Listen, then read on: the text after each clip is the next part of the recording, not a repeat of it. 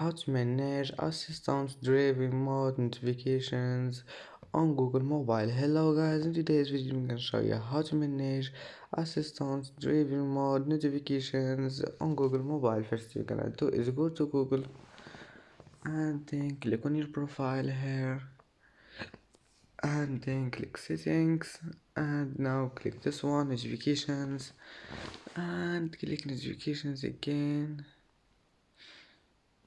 and now just go down and click this one, assistant driven mode. And as you see, assistant driven mode has been turned off, and if you want to turn it on again, just click on it.